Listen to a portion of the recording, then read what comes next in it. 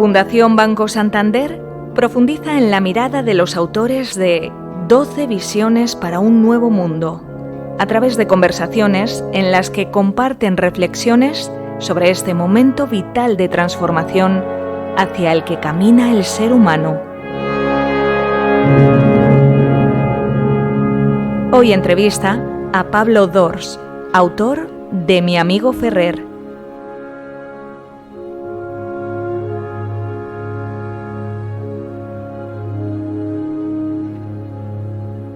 Buenos días, Pablo. ¿Cómo estás? Buenos días, Javier. Pues un placer verte después de tanto tiempo y que estés aquí con nosotros. Pues para mí también es una alegría verte y sobre todo verte con ocasión de este relato de Mi amigo Ferrer, sobre el cual vamos a conversar. Sí, es un relato que forma parte pues, del libro 12 visiones para un nuevo mundo, hacia dónde camina el ser humano, y que te agradezco enormemente, dado lo ocupadísimo que estás últimamente, que hayas colaborado de manera tan abierta y dispuesta, ¿no? Pues ha sido una alegría, porque de alguna manera me has ayudado, este estímulo de escribir este cuento, pues me ha ayudado a sacar el narrador que está en mí, y que ha habido temporadas, ahora he estado varios años escribiendo Biografía de la Luz, que es un ensayo, pues ese narrador estaba un poco más oculto y ahora ha podido salir a flote otra vez. Pues bien sea, entonces. Mira, la primera pregunta que se me ocurría sobre mi amigo Ferrer, al hilo de todo esto, ya sabes que estamos haciendo una ronda de entrevistas, a mí me parece que Ferrer es un hombre como un poco despreocupado por el mañana, ¿no? O el narrador habla de sin vocación clara, que toma la decisión de abrir pues un pequeño comercio, un negocio, y de repente comienza como a empalidecer y ganar peso, ¿no? Y me pregunto si te estás haciendo un guiño a los autónomos de este país o algo así. Bueno, Ferrer es en el fondo no tanto un alter ego cuanto lo que a mí me gustaría ser, ¿no? Es decir, es un ego idealizado, ¿no?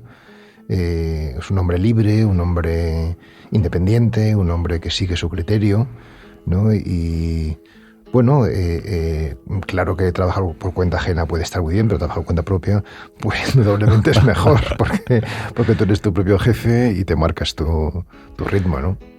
Más o menos como tú. Bueno, más o menos, sí. Es verdad que yo tengo un jefe, pero gracias a Dios, nunca mejor dicho, lo tengo bastante lejos. Bueno, porque Ferrer es curioso, porque no vamos a destripar todo lo que le pasa a Ferrer en el cuento, ¿no? Pero parece no tener plan, a la vez es un hombre que parece lo más normal del mundo, pero a la vez insólito, ¿no? Y su indumentaria, el local y sobre todo el negocio. ¿A qué se dedica el negocio? Que esto sí vamos a decir, fotocopias. Y ahí me pregunto, ¿es esto una ironía de la sociedad en la que estamos? No sé, una sociedad de fotocopias, se me ocurre. Yo escribí en el año 2000, publiqué un libro de relatos titulado El Estreno, donde hay un cuento que me gusta mucho, de los míos, titulado El monje secular, que es una recreación de Pessoa, de la vida de Pessoa en su barrio, la calle de los Doradores, y entonces yo hago allí una fabulación un poco de un hombre que está en su barrio y que no se quiere mover de ahí, como un hombre tranquilo, pero que toda la tormenta la vive por dentro, no por fuera. Y este es de alguna manera una continuación Mi amigo Ferrer es una continuación de este cuento. O sea, yo creo que Ferrer se caracteriza por 3 o 4 cosas, este personaje. Una es porque es un tipo silencioso. Es decir, que yo creo que el silencio es el que de alguna manera le hace insólito, le hace extraño en el mundo que le rodea, y que le da su personalidad propia. Eso no tiene ningún afán intervencionista, que es lo que nos caracteriza casi siempre a todos, ¿no? Que siempre queremos meter baza. Él está siempre en una postura más bien marginal. Eso, el silencio por una parte. En segundo lugar, la naturaleza. O sea, él se va a un retiro, a un monte murciano, ¿no? Y ahí pasa un tiempo largo, ¿no? Y la naturaleza le enseña muchas cosas, aunque luego él no es capaz, porque es un hombre más bien silencioso, como ya he dicho, de poner palabras a qué es lo que le ha pasado realmente allí, pero ahí ha entrado en contacto con algo profundo, ha entrado en comunión consigo mismo, ¿no? Y luego, por último, además del silencio y la naturaleza, pues yo diría que la amistad y el amor, ¿no? Es decir, que tiene unos amigos con los que es fiel, ¿no? A los que es fiel, y luego descubre un gran amor, ¿no? O sea, en el fondo es un canto al valor de lo cotidiano, al valor de lo pequeño, ¿no? ¿Por qué fotocopias? Esto, para explicar esto, pues habría que remontarse a mi propia adolescencia, porque recuerdo que yo vivía en este barrio de Argüelles, que es el que describo en este relato. Ahí, justamente en la calle Altamirano, pues cuando yo era adolescente se abrió un negocio de fotocopias, o una tienda de fotocopias, y de acuerdo que me llama mucho la atención, ¿no? Bueno, a mí me gusta hacer siempre guiños al tema de los libros, ¿no? Por ejemplo, en Andanzas del impresor Zolling, otro de mis libros, pues también es un impresor. Aquí es uno que hace fotocopias. En otro caso, pues es un lector. Siempre el mundo del libro, en muchos de mis relatos o de mis historias, está ahí detrás, ¿no?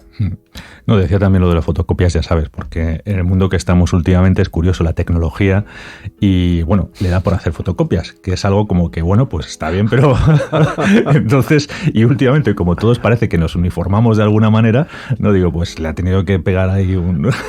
Sí, bueno, tiene que ver con el mundo de la imprenta, ¿no? Pero es verdad que mi relato tiene poco en consideración pues todo el mundo tecnológico, informático en el que estamos. De hecho, creo que no aparece prácticamente nada o muy poco, ¿no? Es decir, que sí, bueno, quizás Ferrer es un personaje muy contracultural, ¿no? O sea, pero en general yo creo que los personajes de la narrativa, o sea, de la novela como épica del individuo, pues son contraculturales, ¿no? O sea, es decir, que a la prosa le interesa rescatar a los personajes anónimos, a personajes desconocidos, personajes raros, ¿no? Insólitos, ¿no?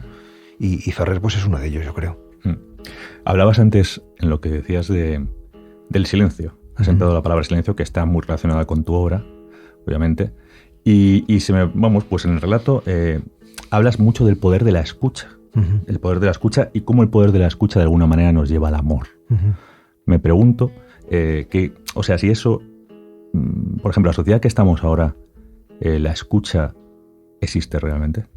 Esto de la escucha es porque efectivamente, para que el oyente se haga cargo de por qué estamos hablando de esto, porque este personaje abre un negocio de fotocopias y allí la gente le cuenta su vida y él escucha, ¿no? O sea, yo creo que la escucha es el tema de nuestro tiempo. O si quieres el silencio, ¿no? Lo que pasa es que, claro, el silencio es callarse, pero callarse no es todo, es callarse en orden a escuchar. ¿No? Primero escucharse a uno mismo y luego escuchar a los demás, ¿no? O sea, lo que le sucede a Ferrer, aunque esto no está dicho así tal cual, porque si no sería demasiado explicativo, evidentemente, es que él ha pasado mucho tiempo escuchándose a sí mismo y entonces se ha capacitado para escuchar a los demás, y por eso los demás, que tienen esa intuición de quién es un agujero, ¿no? En el que puede volcar lo propio, pues sencillamente le abren su corazón y él pone su oreja y pone su corazón también para atenderlo, ¿no? O sea que sí, yo creo que y luego también me interesa esto que has dicho, ¿no? Como silencio, escucha, amor, ¿no? Ese sería como el hilo conductor de este relato, ¿no? O sea, el mundo hacia el que vamos, ¿no? Que es de alguna manera el leitmotiv de estos relatos, pues es este. O sea, vamos a un mundo de silencio, escucha y amor. Entonces, cuando yo digo esto, la gente dice, pero bueno, qué optimista, ¿no? Es este hombre, ¿no? O sea, es decir, no es cuestión de optimismo, es cuestión de esperanza.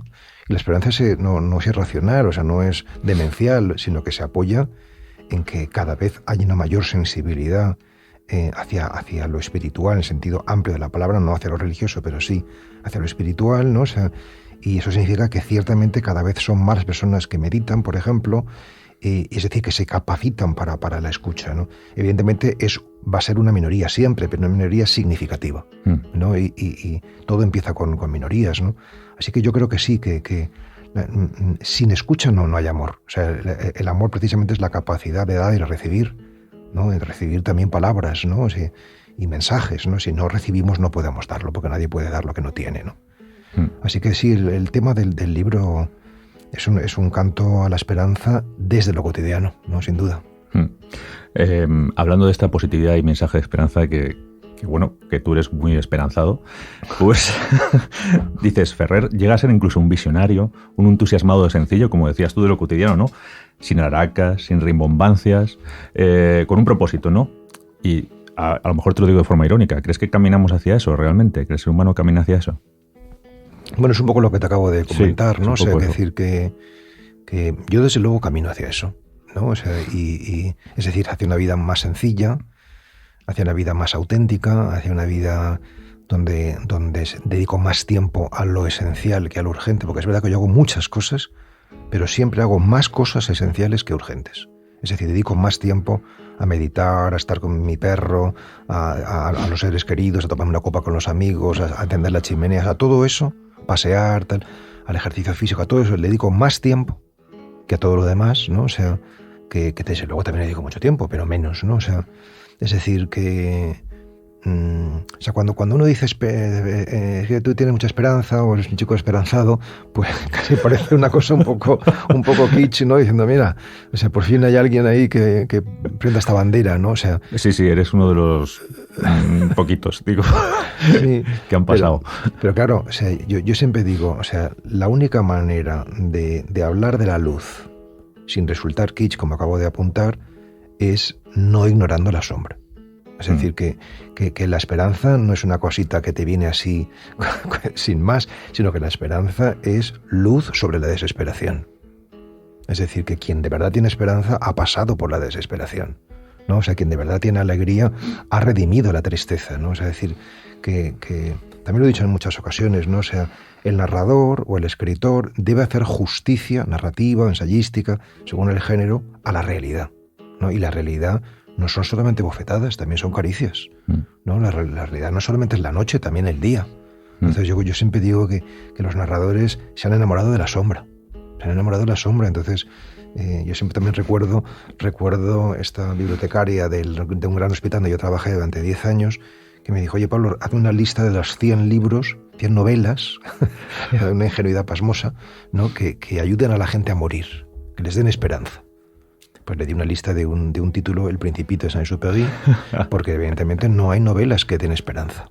No hay, o sea, decir que todos los libros tienen en su contraportada, si son contemporáneos, una frase más o menos de este tipo. El autor ofrece una visión lúcida y despiadada de la realidad, sí, ¿no? Es decir, que parece que asociamos lucidez con ser despiadado, ¿no? Y solamente en mis textos encontraréis... Pues encontrará, pues el autor ofrece una visión lúcida y compasiva. Porque pienso que la compasión es un paso más allá de lo despiadado, de lo cruel, ¿no? O sea... A mí Ferrer, por ejemplo, también, fíjate, es como si le saliera todo bien de alguna manera. Todo lo hace según lo espera, ¿no? En el fondo, quizá, no sé si es buscado absolutamente, supongo que sí, o no, que es lo mejor cuando te salen las cosas no buscadas, ¿no? Hay una especie de fe. Hay una especie de fe en el personaje, que todo sale bien, no necesita ni estudios de mediciones, ni Big Data, ni nada de nada. O sea, él pasa de todo y hay una fe que realmente es como si cumpliera un destino. Él se pone en las vías del tren y el tren va por las vías tranquilamente. Entonces, bueno, ¿cómo crees que la fe, hay fe en el personaje y la fe nos ayuda en estos momentos de transformación? O sea, la fe es una palabra muy denostada, ¿no? O sea, eso es lo primero que hay que decir y porque bueno, pues se asocia con piedad infantil y con una cosa más o menos edulcorada o ingenua o tonta, ¿no? Directamente, ¿no? La fe no es otra cosa que confianza, ¿no? La fe no simplemente es un don, sino que es una tarea, es algo que se trabaja. Es decir, que yo creo que lo que le pasa a Ferrer es que ha trabajado mucho su carácter y por eso el destino le sonríe, ¿no? Porque al final el destino es el carácter, ¿no? Como ya hemos leído en múltiples ocasiones, ¿no? Es decir, que él, digamos que, bueno, es un espectador atento a las circunstancias que le rodean, y bueno, esto provoca que, bueno, pues que la vida no pase sobre él, sino que él realmente, pues una persona, no sé si decir ejemplar, porque esto es una palabra quizás excesiva, ¿no? Pero una persona cabal, yo diría persona cabal, ¿no? Y por eso, pues digamos que no lucha contra su destino, ¿no? Sino que quizás esta sea la clave, ¿no? O sea, que no tiene el punto de mira tanto en la meta o lo que quiere vivir, cuanto en el disfrute del camino mismo, ¿no? O sea, decir que él cuando está en la cabaña y cuando está en su negocio está en su negocio y cuando está con su esposa está con su esposa. Es decir, que sabe estar, ¿no? O sea, y por eso la vida le corresponde. O sea, yo creo que la vida sí que nos corresponde, lo que pasa es que nosotros a veces apretamos tanto que impedimos que la vida nos pueda regalar lo que quiere regalarnos. Sí, esta felicidad como una manera de vivir el presente, ¿no? Más o menos lo que dices. Y me gustaría que, porque la felicidad de Ferrer, a lo mejor, o el secreto de la felicidad, que es un término muy relativo, está quizá en que es el buscador que ya no tiene nada que buscar. Pues claro, el asunto es porque, por ejemplo, hoy la búsqueda pues se exalta, ¿no? O sea, yo soy un buscador, ¿no? O sea, yo imparto retiros de meditación, ¿no? Y en la rueda inicial, pues mucha gente dice yo soy un buscador, ¿no? O sea, es decir, que la palabra búsqueda tiene prestigio y no así, en cambio, la palabra fidelidad. Y sin embargo, ambas no solamente es que son compatibles, sino que son necesarias, ¿no? Es decir, que por supuesto que hemos de buscar, hemos de arriesgar, hemos de salir de nuestra tierra, hemos de abrir nuevos horizontes y todo eso es incontestable, ¿no? O sea, pero también hemos de ser fieles a lo que vamos encontrando, ¿no? Porque si no, pues lo que hacemos es turismo, ¿no? O sea, continuamente y no damos tiempo para que la planta se arraigue, ¿no? O sea, entonces yo creo que Ferrer es un hombre totalmente abierto a la búsqueda de lo que la vida le va trayendo, ¿no? Y por eso su vida pues es un tanto insólita, ¿no? Pero al mismo tiempo él está plenamente insertado, plenamente fiel en lo que le toca vivir, ¿no? O sea, y disfrutándolo, ¿no? Y yo creo que esa doble clave es la que le hace particularmente fecundo y particularmente feliz. Sí, has hablado de ahí de confianza, de fidelidad, de palabras que, bueno, que últimamente a lo mejor no están muy de moda, ¿no? Y claro, Ferrer está todos los días en su sitio. O sea, la gente llega y él siempre le encuentran ahí. Él siempre está ahí para todos, ¿no? O sea, es como truene, llueve, él está ahí. Sí. No sé, esto va siendo últimamente menos común en la época de las grandes plataformas, lo online, tal. O sea, yo creo que es, no sé, me parece importante este mensaje. Mucho. Esto es un homenaje también que yo hago en directo a uno de mis maestros, a Elmar Salman, que era un monje teólogo, ¿no? O sea, que él decía justamente esto, ¿no? O sea, yo vivo en un monasterio, atiendo a gente que viene a hablar conmigo, entonces la gente sabe que yo estoy aquí. O sea, y que yo no me voy a mover porque yo he hecho voto de estabilidad en este monasterio y aquí me quedo, ¿sabes? Entonces, ese saber que alguien está en su sitio, que no estamos permanentemente en fuga, ¿no? Que es lo que nos pasa, que estamos en esta sociedad móvil, frenética, pues nadie sabe bien dónde está el otro, ¿no? Porque estamos permanentemente moviéndonos, ¿no? Entonces, digamos que el contrapunto de la estabilidad, pues también es muy, muy necesario. O sea, necesitamos ambas cosas, ¿no? O sea, dentro de nosotros hay un nómada, sin duda ninguna, pero también un sedentario, ¿no? O sea, Ferrer en su juventud fue bastante nómada, bastante una vida, pues sí, inquieta, diferente, tal, y luego ya pues en su madurez pues consigue ser más sedentario, ¿no? Yo lo digo de mí mismo, ¿no? O sea, yo digo que yo soy sedentario por naturaleza, pero nómada por vocación, ¿no? Y supongo que algo parecido le pasa a mucha gente, ¿eh? No, la verdad es que o sea, Ferrer nos transmite muchas cosas que no sé si están de moda realmente, ¿no? Porque también está el tiempo y el espacio, el concepto de tiempo y espacio, y hablas de él, ¿no? Ferrer en el fondo está en un sitio, no se mueve de él y no necesita viajar a ninguna parte, que es lo que estabas comentando ahora, ¿no? Realmente su felicidad se instaura en el instante y en el lugar en el que está. No necesita mucho más, ¿no? O sea, la exigencia realmente está fuera un poco de este relato, ¿no? Sí, no, sí. En este mundo de exigencias en el que estamos. O sea, es que Ferrer es un hombre, en el fondo, aunque sea joven, el personaje, pero es un hombre bastante adulto porque ha comprendido, pues una de las leyes fundamentales del camino, ¿no? Del camino vital, del camino espiritual, ¿no? Y es que no hemos de buscar fuera lo que tenemos dentro, ¿no? Es decir, que normalmente nosotros, cuando somos jóvenes, pues buscamos fuera, necesitamos estímulos, necesitamos confirmación de nuestros talentos, ¿no? Y nos queremos probar y por eso viajamos, leemos, trabajamos en distintos sitios, escribimos, tal. Cuando realmente, luego cuando llega la edad adulta, pues te das cuenta de que todo eso está bien, pero que en el fondo no es tan necesario. O sea, que tú que puedes encontrar en ti mismo muchas cosas que has estado buscando más allá de ti mismo, ¿no? Y Ferrer tiene esta intuición, quizás porque en mi imaginario es un hombre que ha vivido cosas importantes en su infancia, ¿no? O sea, esto no aparece en este relato, ¿no? O sea, pero sí que está en el subsuelo de este personaje, y por eso le ha construido, ¿no? Eso lo ha construido por dentro. Y Pablo, a mí hay una cosa que me encanta, has creado una terminología que me parece como curiosa, podría ser hasta una doctrina casi. ¿Cuál? La vía media. No, pero esto es budismo puro y duro. Es budismo puro, es cierto, pero contemplado así, vía media. Sí. Además lo insertas absolutamente en el relato. Sí.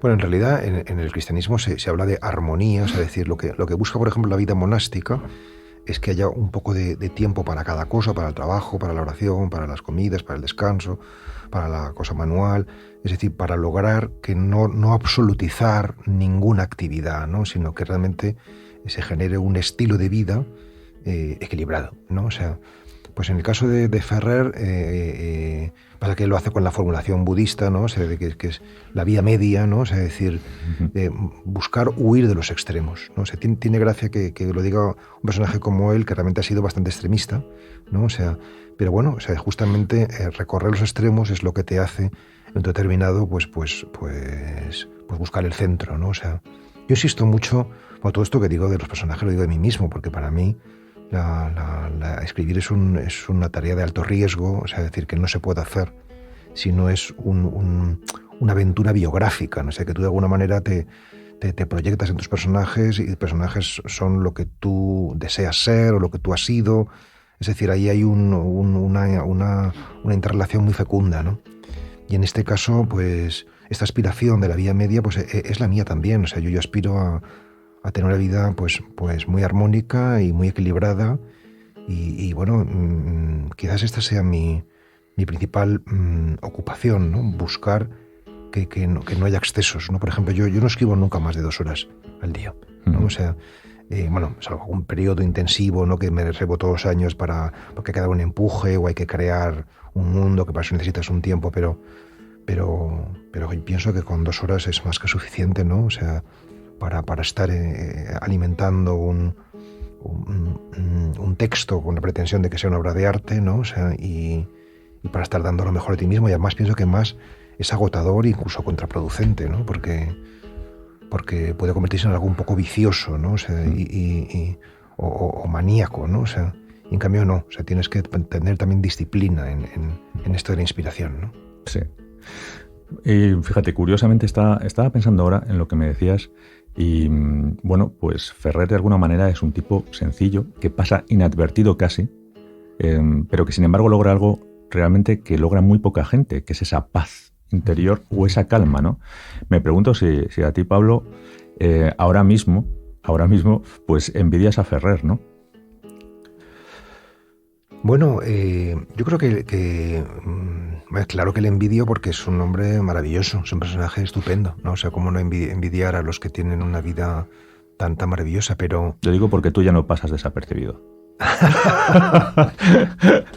No, bueno, yo me parezco a Ferrer mucho más ahora que hace un año, que hace 5, que hace 10. O sea, decir que hay un proceso de ferrerización de mi vida, de mi vida, ¿no? Por una parte, ¿no? O sea, y luego, bueno, sí, yo creo que sí es verdad que ahora digamos que gracias sobre todo a Biografía del Silencio, pero también a otros de mis títulos, pues me he hecho más popular, ¿no? O sea, decir, aunque tampoco hay que exagerar, o sea, que tampoco es que me paren por la calle a pedirme autógrafos, o sea, no, ni mucho menos, ¿no? Pero por cierto que otro día me ha pasado 4 o 5 veces en mi vida, no más, de verdad que no miento, que me han parado en la calle para reconocerme, ¿no? Y el otro día en Málaga me pasó que una señora, pero os juro que no sé por qué, porque parece una cosa como muy extravagante, pero que me sucedió que una señora me paró y me dijo, ¿usted es Pablo Dors? Y yo le dije, no. ¿Lo ves? Ferrer. Exacto, eso sí que es un signo de la ferrerización de mi vida. Total. Que luego además me dijo, pues se parece usted muchísimo. Y dice, pues no sé qué decir, porque no le conozco.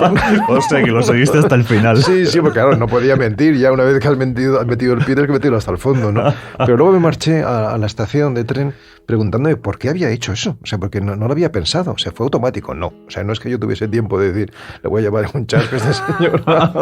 O sea, que se ve que soy un mentiroso estructural. Qué bueno, qué bueno. Bueno, todos los escritores somos un poco mentirosos, ¿no? O sea, sí. Decir que, pero no son mentiras para hacer daño, o sea, o para ocultar la verdad, sino todo lo contrario. Son mentiras para sacar a flote la verdad, ¿no? O sea, eso es lo bonito de la ficción, que la ficción no es una alternativa a lo real, sino que es una realidad más profunda. Bello eso. Pues te voy a hacer las 2 últimas preguntas que hago a todos los que pasáis por esta silla eléctrica. Bueno, no, esto es otra cosa. ¿Qué va?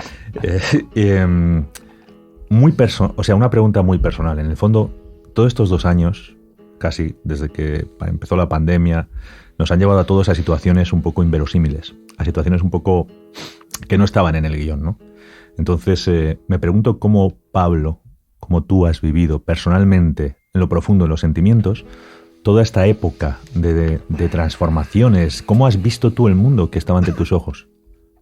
Pues yo tengo que decir que seguramente soy un tipo bastante empático, porque yo creo que he vivido muy parecido a como ha vivido la mayoría de la gente, ¿no? Es decir, que he pasado por momentos de miedo, por momentos de angustia, por momentos de aburrimiento, de preocupación, también por momentos de esperanza, no sé, de ilusión y de muchas cosas, ¿no? O sea, que decir que he hecho todo un itinerario emocional, que además lo he reflexionado y lo he compartido, porque esta es la segunda cosa que quiero decir, que además de que yo lo he vivido como cualquier otro, ¿no? O sea, también hay una segunda cosa, y es que como de alguna manera tengo un papel, o así me lo creo yo, y así me lo hace ver la gente o la sociedad, pues lo que hablábamos antes, ¿no? De dar esperanza o de dar una palabra de futuro, ¿no? O sea, pues me han requerido desde muchos medios, pues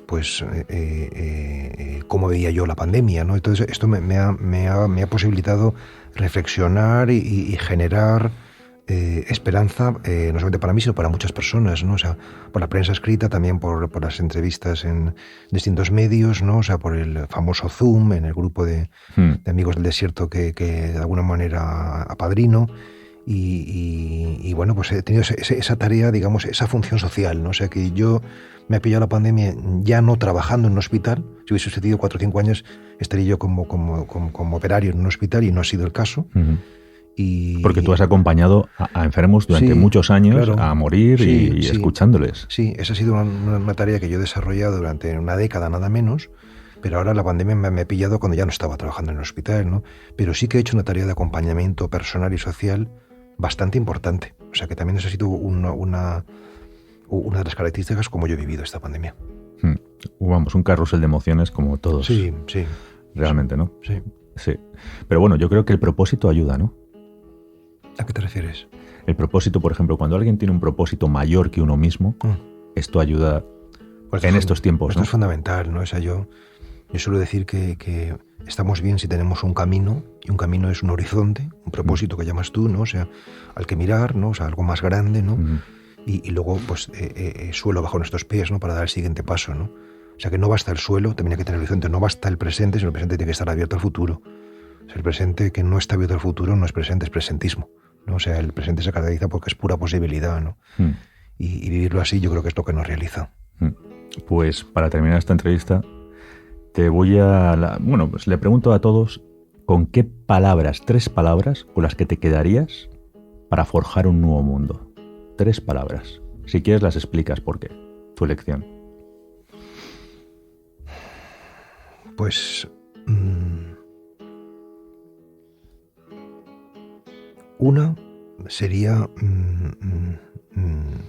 bueno, primero voy a decir la frase. Mirar amorosamente la sombra. Por tanto, mirar, asombro y sombra. Amor y sombra, ¿no? O sea, decir... mirar, amor y sombra. Sí. O sea, mirar porque se trata de... Porque yo abogo por la contemplación, ¿no? O sea, por la contemplación, mirar o escuchar, ¿no? En definitiva, apunta a lo mismo, ¿no? O sea, la capacidad de receptividad, ¿no? O sea, esto es lo que creo que hemos de trabajar fundamentalmente. Mirar o escuchar, ¿no? O sea, ¿cómo? Amorosamente, que es lo mismo que decir atentamente, ¿no? Gratuitamente, sin pretensiones, ¿no? O sea, sin buscar sin ningún tipo de presión de rendimiento, ni en busca de ningún interés personal, sino amorosamente, ¿no? Cuando digo amor, hablo de atención, ¿no? O sea, atentamente se puede decir si la palabra amor parece como excesiva, ¿no? O sea, y luego la sombra, porque creo que la sombra, lo oscuro, es lo que nos amenaza, pero justamente en lo que nos amenaza está la posibilidad. Pero solamente la posibilidad va a emerger si la miramos amorosamente, ¿no? O sea, hacemos ese trabajo de contemplativo, eso es lo que va a hacer que lleguemos a la iluminación, ¿no? O sea, la luz no es otra cosa que una sombra iluminada, ¿no? Y creo que ese es el trabajo que hemos de hacer todos, y por eso son estas mis 3 palabras, ¿no? Pues te agradezco muchísimo, Pablo, la entrevista, tu disposición, como siempre, y darte las gracias por esta entrevista, que, bueno, me he sentido muy cómodo y muy bien, y te lo agradezco mucho. Gracias a ti. Es un gran placer oírte siempre. Pues mismo digo, un gusto y un abrazo a todos los que nos escuchan. Gracias, Pablo. Chao.